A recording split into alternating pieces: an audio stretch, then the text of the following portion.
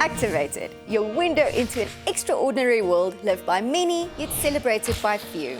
We showcase how to rally for persons with disabilities, taking you on a journey with valuable life lessons and intriguing personalities, leaving you ready for action. Activated takes us on a journey of taking lessons from persons with disabilities and how we must do things differently to unleash the contribution persons with disabilities can and must make to building a disability-inclusive Mzansi. In today's program, we focus on the struggle of endless job hunting for persons with disabilities and the emotional toll thereof. We meet Kirby Lee Wheelock, who unpacks the emotional toll of job hunting as a person with a disability due to society's skewed views on disability. We speak to Lesa Bradshaw, a disability recruitment and inclusion specialist. And we end our show with Nthabiseng Tlaka and talk about the employment policies already in place and why persons with disabilities still struggle to secure meaningful employment. Hello and welcome to Activated with me, Helga Barkhuizen. Die uitdagings verbonde aan werksoek vir persone met gestremthede is nie uniek in Suid-Afrika nie, maar 'n wêreldwye probleem wat ons al jare gesien het. 'n Mens kan jou net indink watter emosionele en fisikologiese uitwerking dit op elke individu kan hê wat desperaat soek om onafhanklikheid te verkry net soos enige ander burger. Dit wil voorkom asof die aansienlike indiensnemingsgaping tussen gestremde en nie gestremde mense byna elke poging weerstaan om dit te verklein. Now, let's get activated. Kirby Lee Wheelock is a 26-year-old lady who was born with Pfeiffer syndrome, which is a complex genetic disorder in which certain bones in the skull fuse and join together early in their development. Kirby studied foundation phase teaching at the University of the Free State. This was a massive step out of her comfort zone, and she had to move away from home and take on the world all on her own. She graduated in April 2020 and was fresh on the market looking for work as a foundation phase teacher. Kirby has hopes to one day be given a chance to showcase her talent and skills as a teacher and not be judged because of a disability or physical appearance. Let's meet her. Kirby says that many times when people see that you have a physical disability, they assume that you have a mental disability as well. She thinks that often people are ignorant and therefore they don't know how to deal with people who have a disability. Sometimes people think that you are sickly because you have a disability and that people with disabilities are often underestimated. Kirby says, although it is legislated that people with disabilities shouldn't be discriminated against, she still feels that there is a form of discrimination, especially in the teaching field. I do believe that there is hope. And that we shouldn't give up.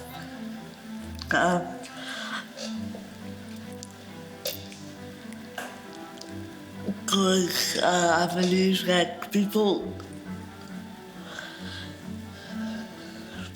should notice your determination. I think that if you stay determined and you carry on, then people will eventually provide you with an opportunity. So, like, I am now working as a receptionist in the mornings, and in the afternoons I am an au pair to small children.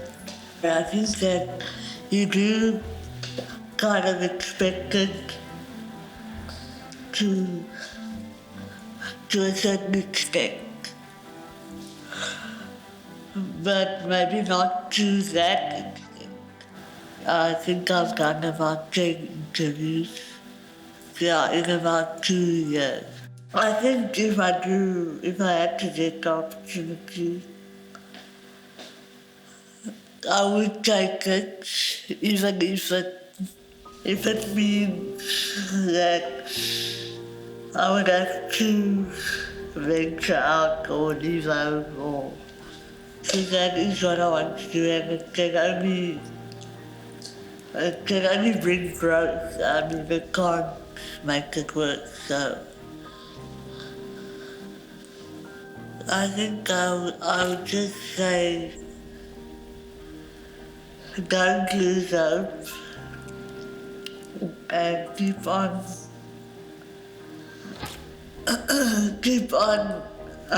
knocking, seeking and asking because eventually a door has to open. At first you must try all avenues, even if it's not what you want to do, just to get your foot in the door somewhere and also for yourself, for your self-confidence, so that you also feel a part of something. That you're also a part of a community of other working people, and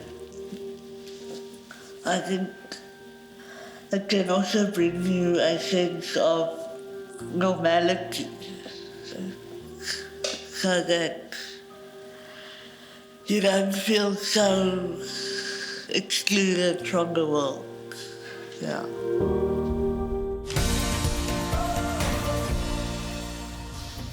Dit is belangrik om te onthou dat kandidate met gestremthede mense is, net soos enigiemand anders, en dat hulle ook geraak word wanneer hulle in 'n wêreld leef waar daar teen hulle geoordeel en gediskrimineer word op grond van hulle gestremthede. After the break, we chat with Lesa Bradshaw, a diversity and disability inclusion expert, international speaker, and managing member of her own consultancy agency. Her vision of sourcing, assessing, and developing talent in a fair and relevant manner, recognizing prior learning and potential as well as competence. Ons is nou weer terug.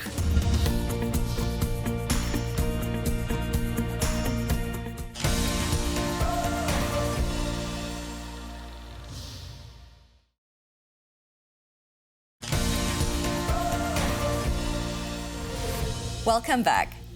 Given that Lesa has a disability, she has, over the years, had the privilege of applying her knowledge and experience in talent recognition and development to the field of disability inclusion, becoming a leading disability inclusion specialist. Her key role is to work with organizations to build a disability-confident culture through diversity and inclusion strategies, as well as assisting with the identification and integration of talent with a disability. Welcome, Lesa. It's such a pleasure having you with us. Thanks so much for inviting me. Can you share why the disability employment rates are so low in South Africa and what barriers stand between employers and people with disabilities? You know, there was a target set for business 25 years ago when the Employment Equity Act came out, and it said we need to strive to include at least 2% of our employees being people with disabilities. If you have a look 25 years later, we're no closer to that target. And what that reflects is not that people with disabilities are not out there. We know they're out there because we're investing in a whole lot of skills development spend on things like learnership programs. But for me, why I think nothing has changed is because business as a whole does not understand or doesn't recognize the business value of people with disabilities in the economy. Okay, we are very used to seeing disability as a social welfare conversation. We're not used to recognizing the abilities of people with disabilities. So that combined with the perception that disability affects only a very few people in our population kind of results in it having a very low priority on the strategic agenda of business. So I don't think it's a bad intention. I think companies do want to be accessible and inclusive, but I think that it always sort of drops to the bottom of the priority list when we have other business matters to deal with. And so when it does get looked at, because there's all these other priorities you're looking at, you want to find the quickest way to achieve an end goal. And so what's happened is we are common practice in getting people with disabilities skilled enough to enter our economy is not good practice, it's bad practice. We find shortcuts, we use learnerships as dumping grounds to have people with disabilities on our headcount, We look for the quickest way to get the BEE scorecard compliance objective. And it's not because business have ill intention. It's that they really just don't understand that an inclusive economy and an inclusive culture that's accessible for people with disabilities is actually going to affect 15% of the world's population. Because that is how many people with disabilities are estimated to be around. We are the largest minority group in the world. And yet we've been completely misunderstood or excluded or not recognized in our talent pipeline and in our customer and consumer base.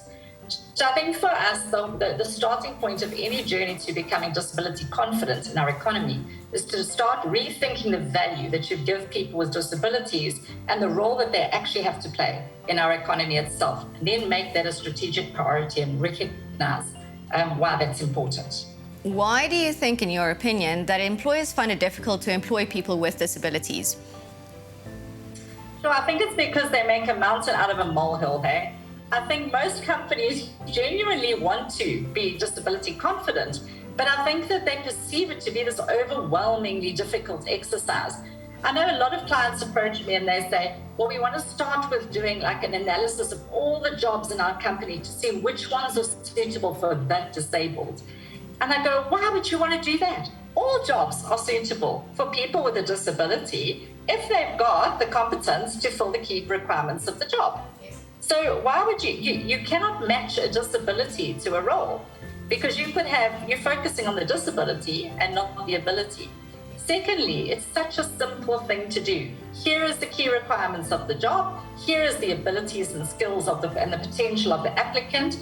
What is the disabling barrier that will prevent them from performing to their high standards that you need? And let's have a discussion around if we can remove or minimize those disabling barriers so that you can perform. That's inclusion. Okay, I think the other thing is people go, oh, we're not ready from an awareness point of view to absorb people with disabilities. That fear of offending is huge. And I go, well, actually, statistically, you've already got people with disabilities working for you. They're just not telling you, and their disability is not visible. So you're already working with people with disabilities. And it's really just about diversity. We've been down this road. So I keep saying, relax, disability is just diversity. We've done it with gender and race and all the other types of diversity that we've traveled the journey with in South Africa's sort of road to democracy. So calm down and just carry on that journey. But can we include people with disabilities as part of that conversation, please? That would be great. Lesa, what words of advice do you have for people with disabilities who are currently job seeking?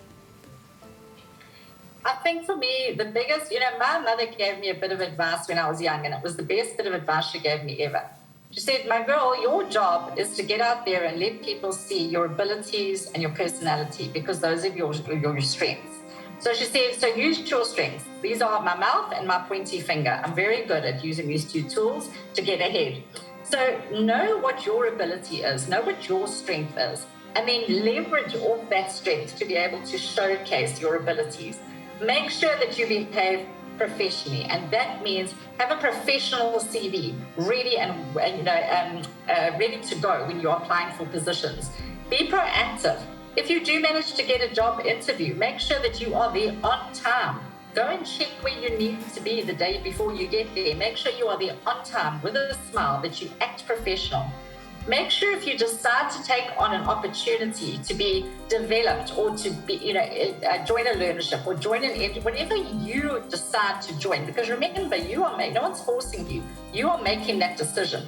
If you make a decision to take a skills opportunity, make a commitment to doing that to the best of your ability. So put your hand up, ask questions, learn as much as you can, embrace the opportunity, be dedicated, be committed. Because at the end of the day, this is the reality of life.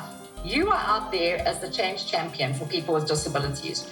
If you are successful in what you do and you have an opportunity to showcase your talents to employers, you get employed and you succeed, you are paving the way for other youth or other people with disabilities who are wanting to enter the job market. You're making that journey easier.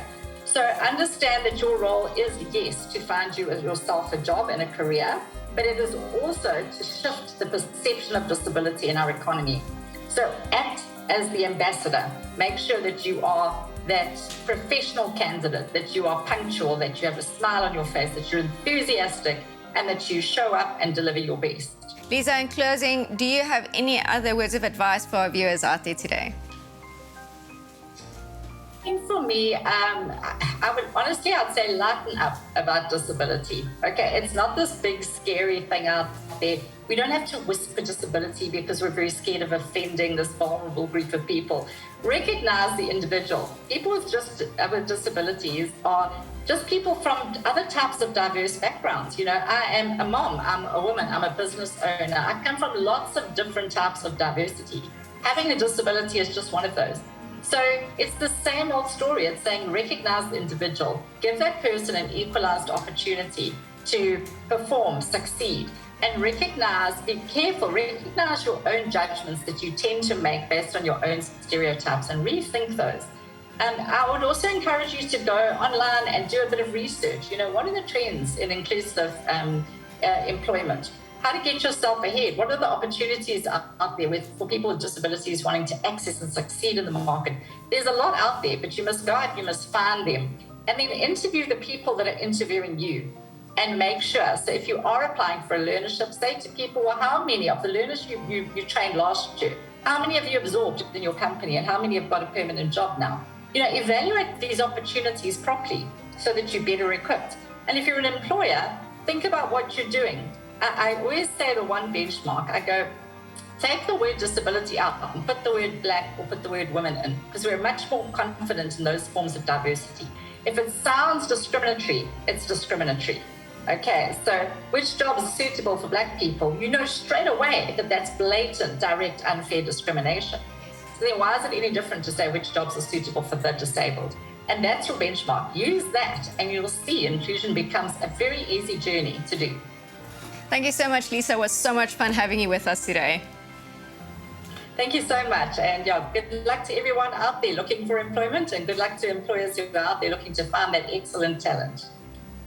After the break, we visit Nthabiseng Tlaka in Pretoria and talk to her about turning adversity into opportunity, from unsuccessful job seeker to successful recruiter. Don't go anywhere.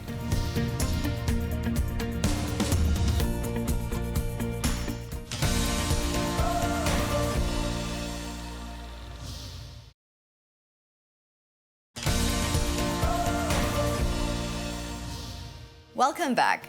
In 2015 het Nthabiseng siek geword en meer as 3 maande in die ICU deurgebring omdat sy nie kon asemhaal nie.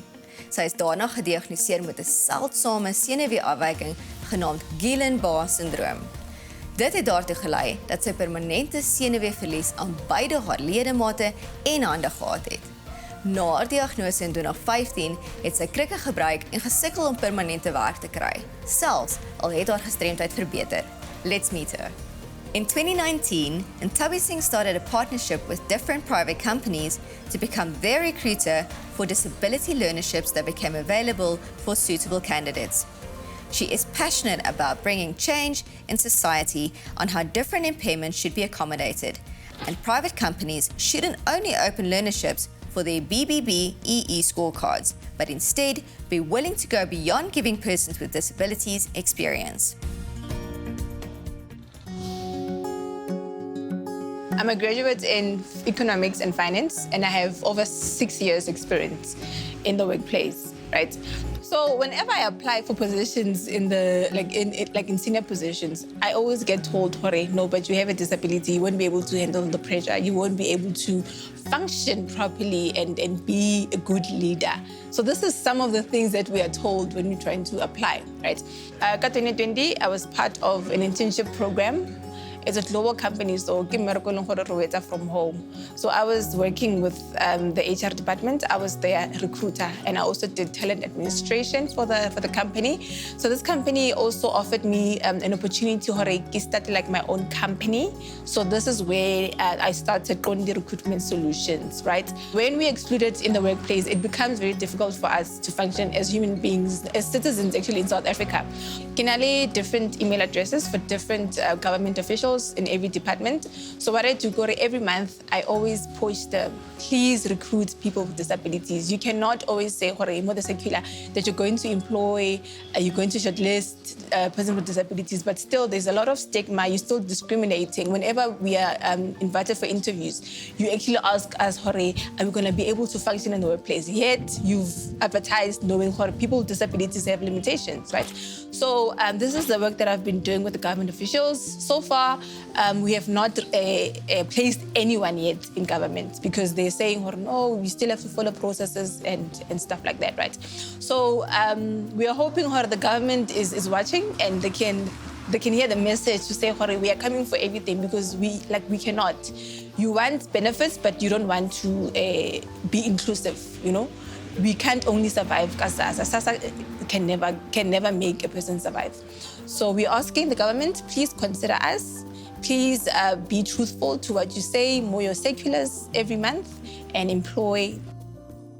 My encouragement to people with disabilities, they mustn't be lazy. They must always improve themselves and get positions that are higher. Don't settle for just learnerships. Learnerships are going to be like in learnership for 10 years. They'll renew your contract all the time. So always challenge your employer to give you permanent employment. Challenge them to take you to school, not only be in learnership, but go for university level. Ask them to fund your university. Ask them to help you further, like your business, your company. If you want to open a company, approach a business. Tell them, I want to open a company, please assist me. They can actually do that because it's also part of their BEE score level checklist. Yeah. But without victim blaming, job seekers with disabilities, like employers, also need to do a mind shift. Too many job seekers with disabilities have not familiarized themselves with the laws and policies that offer protection of their employment rights.